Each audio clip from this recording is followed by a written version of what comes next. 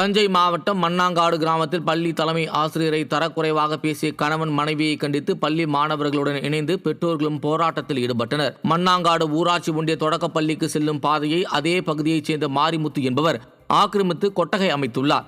இதை தட்டி கேட்ட தலைமை ஆசிரியர் சத்தியவாணி மற்றும் உதவி தலைமை ஆசிரியர் பேரமேன் ஆகியோரை மாரிமுத்து மற்றும் அவரது மனைவி சந்திரலேகா ஆகியோர் ஆபாச வார்த்தைகளால் திட்டியுள்ளனர். இதனை கண்டித்து பள்ளி மாணவர்கள் வகுப்புகளை புறக்கணித்து பெற்றோர்களுடன் பள்ளி வளாகத்திற்கு முன்பு ஆர்ப்பாட்டத்தில் ஈடுபட்டனர். அமைச்சர் ஐ பெரியசாமியின் தொகுதியான திண்டுக்கல் மாவட்டம் ஆத்தூர் பகுதியில் மழையில் நனைந்து நெற்பயிர்கள் சேதமானதால் விவசாயிகள் கவலை அடைந்துள்ளனர். அழகர் நாயக்கப்பட்டி, சித்தரேவு, நெல்லூர் உள்ளிட்ட பகுதிகளில் பெய்த கனமழை காரணமாக விளைநிலங்களில் நீர் தேங்கியதால் நெற்பயிர்கள் பாதிக்கப்பட்டன. இதுகுறித்து தகவல் இருந்த வேளாண் அதிகாரிகள் நெற்பயிர்களை ஆய்வு செய்தும் இழப்பீடு வழங்க நடவடிக்கை எடுக்கவில்லை என கூறப்படுகிறது. அமைச்சர் தொகுதியிலேயே அதிகாரிகள் எதை பற்றியும் கவலைப்படாமல் விவசாயிகளை அலைகழித்து வருவதாக குற்றச்சாட்டு எழுந்துள்ளது. தூத்துக்குடி மாவட்டம் மெஞ்சானபுரத்தில் பட்டப்பகலில் அதிமுக கிளை செயலாளரை அரிவாளால் வெட்ட முயன்ற திமுக நிர்வாகியால் பரபரப்பு ஏற்பட்டது. மெஞ்ஞானபுரத்தைச் சேர்ந்த திமுக பிரமுகரான ஜவராஜ் ராஜன் என்பவர் அதிமுக கிளை செயலாளர் ஜவமணி சேகரை நடுரோட்டில் அரிவாளால் வெட்ட முயன்றார். இதுகுறித்து புகார் அளித்தும் விடிய அரசின் ஏவல்துறை நடவடிக்கை எடுக்காமல் மெத்தனமாக செயல்படுவதாக கூறப்படுகிறது. தமிழகத்தில் குற்றச்சம்பவங்கள் அதிகரித்து வரும் நிலையில் காவல்துறையினர் மக்கள் சேவையில் அலட்சியம் காட்டி வருவதாக பொதுமக்கள் குற்றம் சாட்டியுள்ளனர். 8 மணிக்கு நான் பஜாரில் உட்காந்துட்டு இருக்கும்போது அவர் அருவாள் எடுத்து நல்ல போதையில் வெட்ட வரும்போது நான் ஓடுறேன். அவங்களுக்கு 4 பேர் பிடிச்சிட்டாங்க. அருவாளை பிடுங்கி கொண்டு போயிட்டாங்க. நான் உடனே நம்ம ஸ்டேஷனில் வந்து கம்ப்ளைண்ட் கொடுக்குறேன். இவங்க அவரை கூட்டிட்டு வந்து ஒரு மணி நேரத்தில் விடுதலை பண்ணுறாங்க. நான் வந்து கொடுத்த கம்ப்ளைண்ட்டுக்கு என்ன ரீசன் கேட்குறேன். இன்னும் வந்து அருவாள் எடுத்து வெட்ட வந்தாருன்னு கேட்குறேன். எனக்கு எந்தவித ரெஸ்பான்ஸும் கொடுக்கல. என்கிட்ட எந்தவித விசாரணையும் நடத்தலை. திருவண்ணாமலை மாவட்டம் வந்தவாசியில் குடிநீர் பிரச்சனையை தீர்க்கவில்லை என கூறி நகர்மன்ற கூட்டத்தில் திமுக நகர்மன்ற தலைவரை கண்டித்து உறுப்பினர்கள் தர்ணாவில் ஈடுபட்டதால் பரபரப்பு ஏற்பட்டது. திமுக நகர்மன்ற தலைவர் ஜலால் தன்னிச்சையாக செயல்படுவதாகவும் நகரில் நிலவும் குடிநீர் பற்றாக்குறையை தீர்க்கவில்லை எனவும் குற்றச்சாட்டு எழுந்தது. இதையடுத்து அவரை கண்டித்து திமுக, விசிக உள்ளிட்ட கட்சிகளின் உறுப்பினர்கள் தர்ணாவில் ஈடுபட்டனர். திமுக ஆளும் உள்ளாட்சிகளை கண்டித்து அக்கட்சி கவுன்சிலர்களே போராட்டத்தில் ஈடுபடுவது அதிகரித்துள்ளது.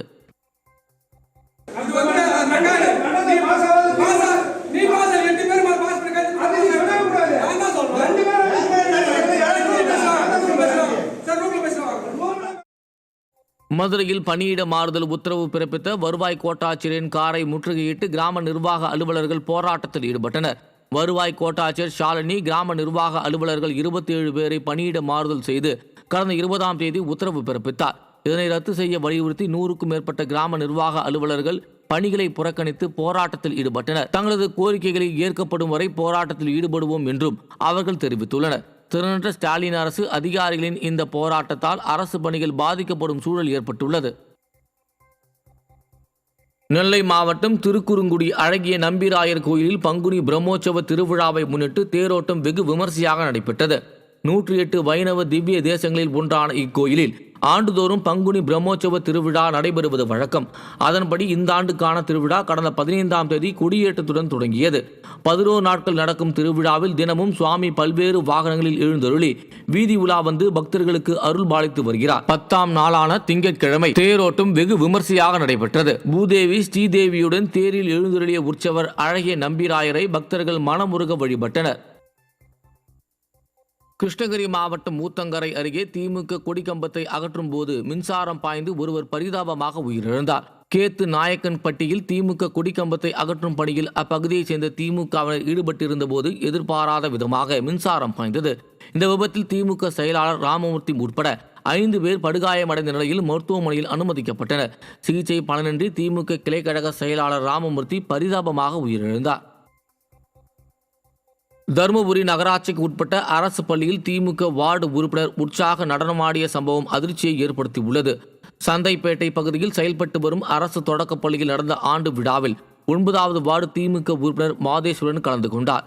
அதில் குழந்தைகள் நடனமாடிய போது அவர்களுடன் சேர்ந்து நடனமாடிய அவர் தான் அணிந்திருந்த துண்டை மாணவர்கள் மீது போட்டு உற்சாக நடனமாடியது சலசலப்பை ஏற்படுத்தியது. இதற்கெல்லாம் பள்ளிக்கல்வித்துறை என்ன நடவடிக்கை எடுக்கப் போகிறது என மக்கள் கேள்வி எழுப்பியுள்ளனர்.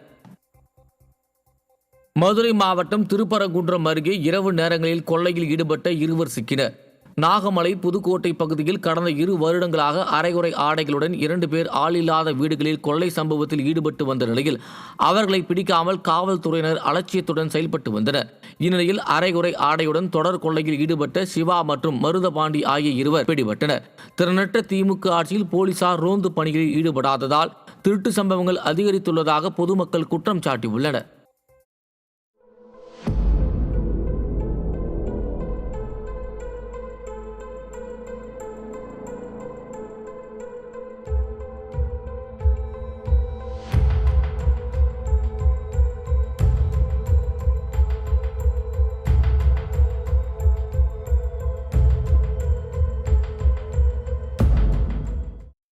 செங்கல்பட்டு மாவட்டம் மதுராந்தகம் அருகே அச்சிரப்பாக்கம் பேரூராட்சியில் தரமற்ற முறையில் தார் சாலை போடப்பட்டுள்ளதாக பொதுமக்கள் குற்றம் சாட்டியுள்ளனர். சுமார் 1,50,00,000 ரூபாய் மதிப்பீட்டில் 1 கிலோமீட்டர் தூரத்திற்கு அமைக்கப்பட்ட தார் சாலை பணியானது இரவோடு இரவாக மிகவும் தரமற்ற முறையில் அமைக்கப்பட்டதாகவும் ஜல்லிக்கற்கள் தாருடன் கலக்காமல் பெயர்ந்து வருவதாகவும் குற்றச்சாட்டு எழுந்துள்ளது.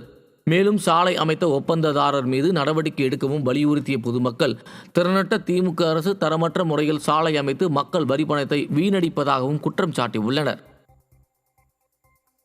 காஞ்சிபுரத்தில் கோவில்மனையில் குடியிருப்போர் சங்கத்தினரின் ஆலோசனைக் கூட்டம் நடைபெற்றது. காஞ்சிபுரம் நகரில் கோவில்மனைகளில் குடியிருப்போருக்கு வாடகை பல மடங்கு உயர்த்தப்பட்டதை ரத்து செய்ய வலியுறுத்தி கோட்டை நோக்கி பேரணி நடத்துவது குறித்து கூட்டத்தில் ஆலோசிக்கப்பட்டது. திறனற்ற திமுக அரசு பல மடங்கு கட்டணத்தை உயர்த்தினால் எப்படி எங்களால் கட்ட இயலும் என நகரில் வாழும் நெசவாளர்களும் வேதனையுடன் கேள்வி எழுப்பியுள்ளனர்.